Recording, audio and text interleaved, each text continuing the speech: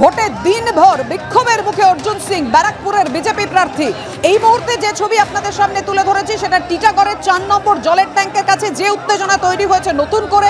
তৃণমূলের বিক্ষোভের মুখে পড়েন ব্যারাকপুরের বিজেপি প্রার্থী অর্জুন সিং।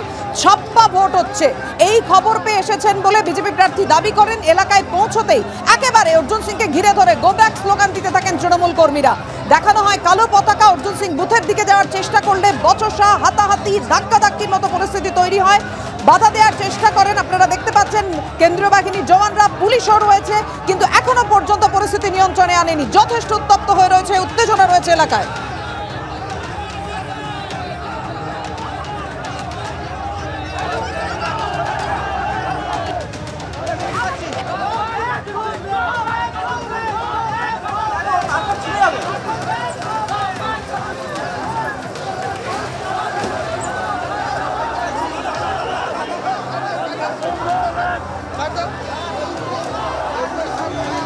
আপনাদের নিশ্চয়ই মনে থাকবে চতুর্থ দফার ক্ষেত্রে দিলীপ ঘোষ, জগন্নাথ সরকার কেউ বারবার বিক্ষোভের মুখে পড়তে হয়েছিল, দফায় দফায় বিক্ষোভের মুখে পড়েন।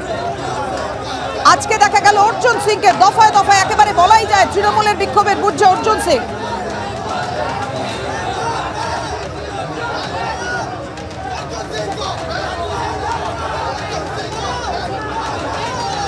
কৌস্তব বাগচির গাড়ি পর্যন্ত ভাঙচুর করা হয়েছে। তৃণমূলের বিক্ষোভের মুখে পড়েন কৌস্তব বাগচিও। ব্যারাকপুরে মন্ডলপাড়ায় বিজেপি নেতাকে ঘিরে তৃণমূল কর্মীদের বিক্ষোভ। বুথের বাইরে জমায়েত হচ্ছিল। কৌস্তব বাগচির গাড়ি থামান, সেই সময় কৌস্তব বাগচিকে ঘিরে ধরে বিক্ষোভ দেখায় তৃণমূল। পাশাপাশি দুটি ছবি আপনাদের সামনে রেখেছি। বিজেপি প্রার্থী ব্যারাকপুরের অর্জুন সিং, তাকে ঘিরে ধরে বিক্ষোভ তৃণমূলের। কৌস্তব বাগচি বিজেপি নেতা, তার গাড়ি ভাঙচুর করলো তৃণমূল, এমনটাই অভিযোগ তৃণমূলের বিরুদ্ধে।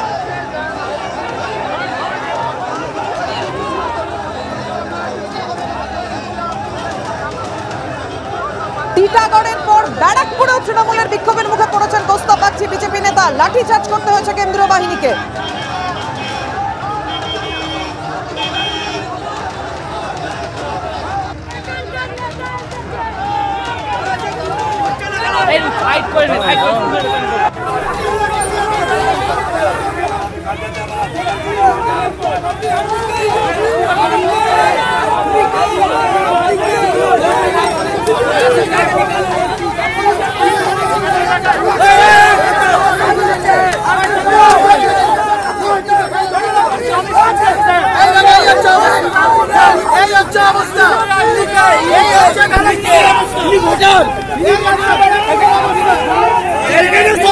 ভোট হচ্ছে, অশান্তি করছে, কিন্তু এখানে শান্তভাবে ভোট হচ্ছে।